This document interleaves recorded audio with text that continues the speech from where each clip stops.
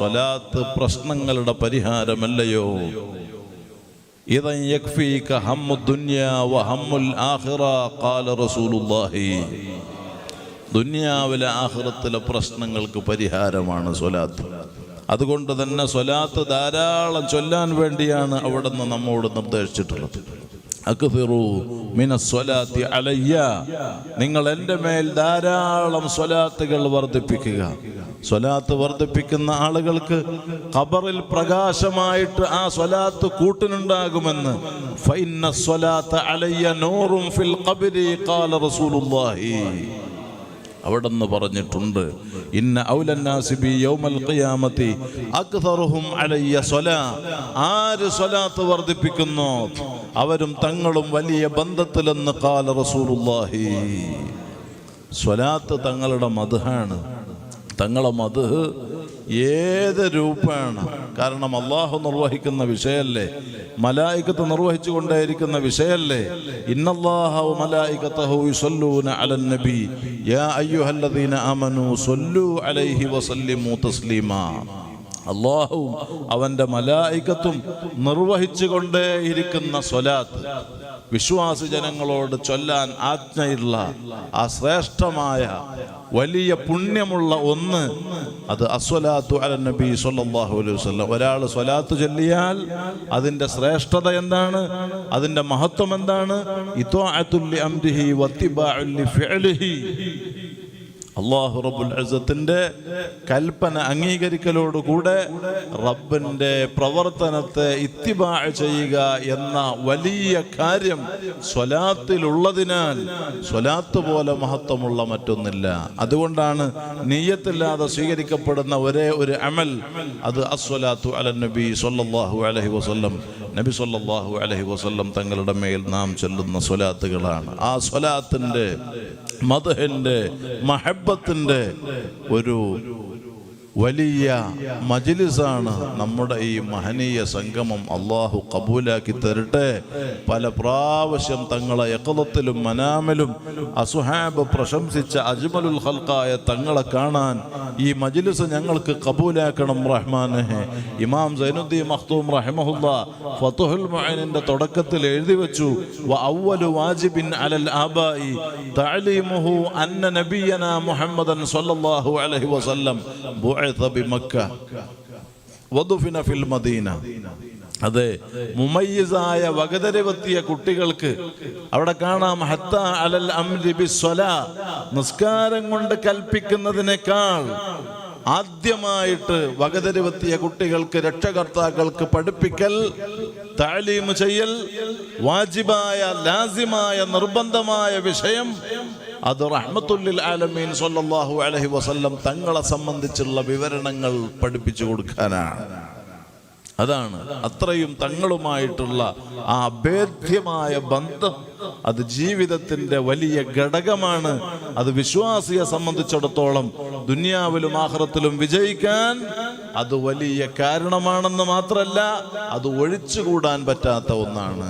അതില്ലേ എന്നാൽ അവന്റെ ഈമാന് കമാലിയത്തില്ല, അവന്റെ ഇസ്ലാം അത് കമാലിയത്തുള്ള ഇസ്ലാമല്ല.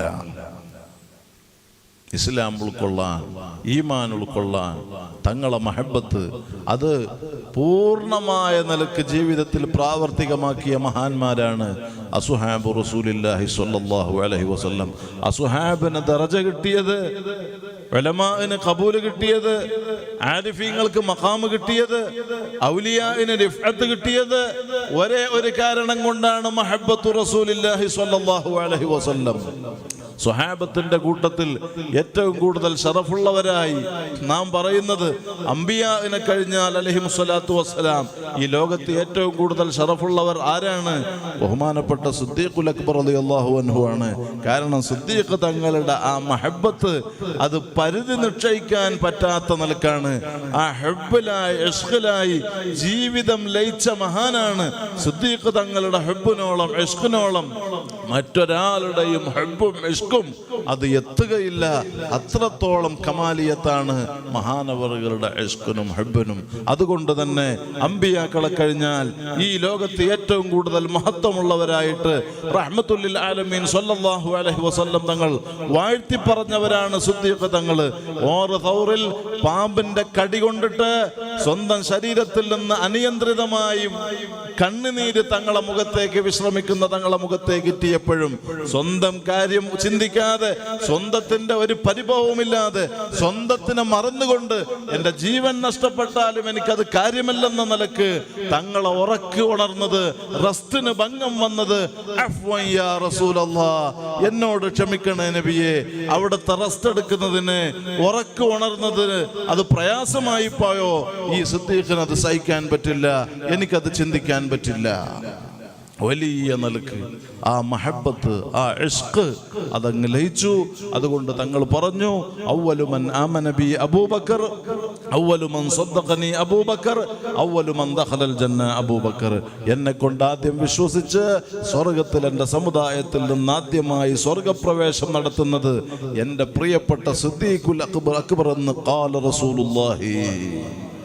ആ ഇഷ്ക്, ഹബ്ബ് അത് ദുനിയാവിലെ ആഖിറത്തിന്റെ വിജയത്തിന്റെ നിദാനമാണ്. ആശിഖീങ്ങൾ അങ്ങനെയാണ് നമുക്ക് പറഞ്ഞു തന്നത്.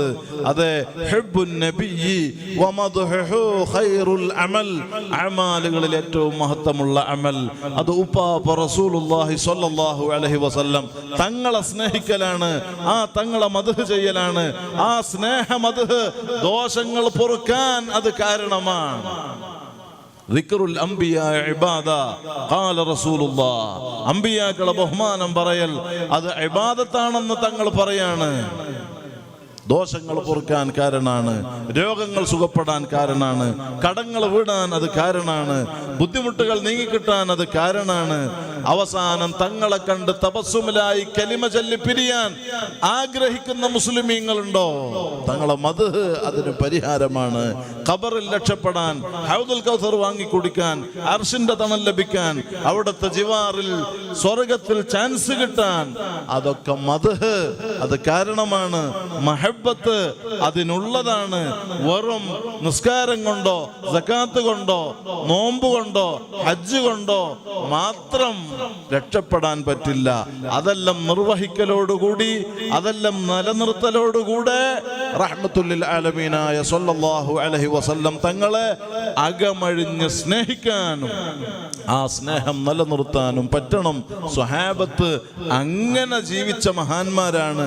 അതുകൊണ്ടാണ് ഖുർആൻ അസ്ഹാബു റസൂലില്ലാഹ് സ്വല്ലല്ലാഹു അലൈഹി വസല്ലം അവിടുത്തെ ബഹുമാനം പറഞ്ഞത്, ആമിനു കമാ ആമനന്നാസ്, നിങ്ങൾ അന്നാസ് ആകുന്ന അസ്ഹാബു റസൂലില്ലാഹ് അവര് വിശ്വസിച്ചതുപോലെ വിശ്വസിക്കണം.